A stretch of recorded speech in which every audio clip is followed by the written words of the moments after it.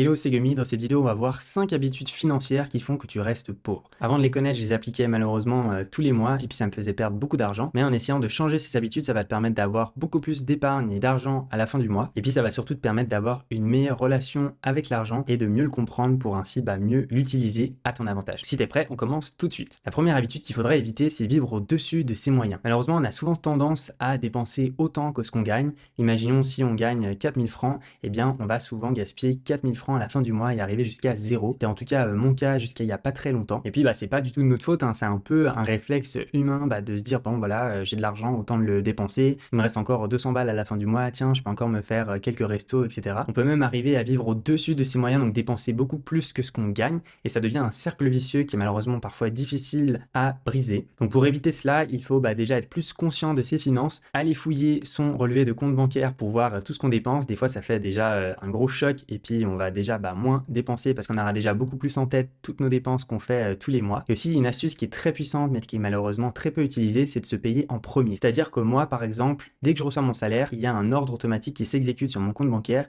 qui va placer une partie de mon argent en épargne, et ça sans même que j'y pense. Comme ça après je sais que je dois simplement vivre et dépenser avec ce qu'il me reste. Et même si ça peut faire peur au début, on va dire mais est-ce que je vais vraiment réussir à payer mes factures, bien tu vas voir que de se payer en premier, ça va te permettre au contraire de mieux t'adapter pour la suite, et tu vas voir que tu vas trouver tout naturellement des astuces pour pouvoir dépenser moins avec ce qu'il te reste. Et du coup au moins, même s'il te reste zéro à la fin du mois, tu sais que tu auras déjà mis de côté de toute façon une certaine somme au début du mois, donc tu seras beaucoup plus serein. La deuxième habitude à arrêter, c'est de négliger son épargne. Il y a malheureusement encore plein de foyers qui n'épargnent pas un minimum tous les mois. Ça rejoint la première habitude, qui n'ont pas de l'argent de côté pour faire face aux imprévus. La première chose à faire avant même de penser à investir, etc., c'est vraiment de se constituer un fonds d'urgence, c'est-à-dire de mettre par exemple 3 mois de salaire sur un compte bancaire où il ne bouge pas, et ça permet ainsi, si jamais il y a un pépin, la machine à laver qui lâche, besoin d'acheter une nouvelle voiture, etc., si on veut se faire un voyage un peu imprévu, d'avoir de l'argent de côté qui est à disposition et qui permet d'être beaucoup plus serein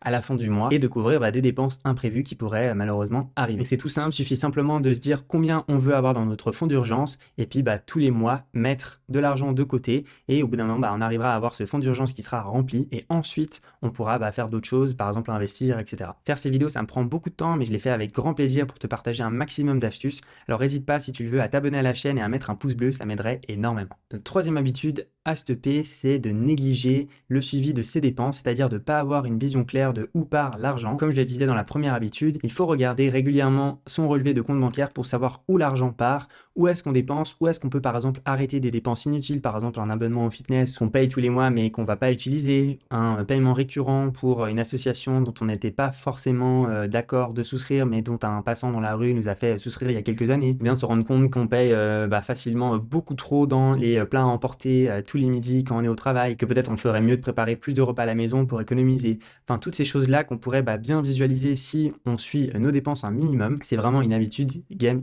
changer. Donc ne pas se voiler la face, avoir conscience de où part notre argent, et ce sera beaucoup mieux pour tous les points à l'avenir au niveau financier également. La quatrième habitude à arrêter, c'est l'utilisation excessive du crédit. Donc c'est-à-dire utiliser une carte de crédit pour faire des achats ou bien réserver des billets d'avion, etc. Donc dépenser de l'argent qu'on n'a pas actuellement, parce que malheureusement le problème c'est que on pense qu'on a besoin d'une carte de crédit pour vivre, mais au final on va payer beaucoup plus d'argent que si on avait par exemple mis de côté cet argent là et ensuite acheter la chose, que plutôt utiliser la carte de crédit pour tout de suite acheter, parce qu'après on va devoir payer des intérêts en plus du montant de notre achat. Et le problème c'est que si on ne rembourse pas le crédit à temps, les intérêts augmentent de plus en plus, ça fait un cercle vicieux et des fois c'est très difficile de sortir de la dette. Donc vraiment la carte de crédit, tout ce qui est crédit à la consommation, c'est à éviter au maximum. C'est différent si on doit faire un crédit pour un achat immobilier, etc. Et tout ce qui est dépenses quotidiennes, en tout cas il faudrait éviter d'utiliser du crédit pour ça. Qui plus est, avoir plein de dettes, ça va par exemple être un mauvais signe pour une banque si elle veut vous accorder un prêt par exemple pour acheter votre maison, votre appartement. Donc c'est même quelque chose qui peut vous freiner au final d'avoir du crédit, plutôt que de faire un fonds d'épargne d'urgence et de mettre de l'argent de côté tous les mois si jamais on veut faire tel et tel achat. Et finalement la dernière habitude à arrêter pour avoir une meilleure gestion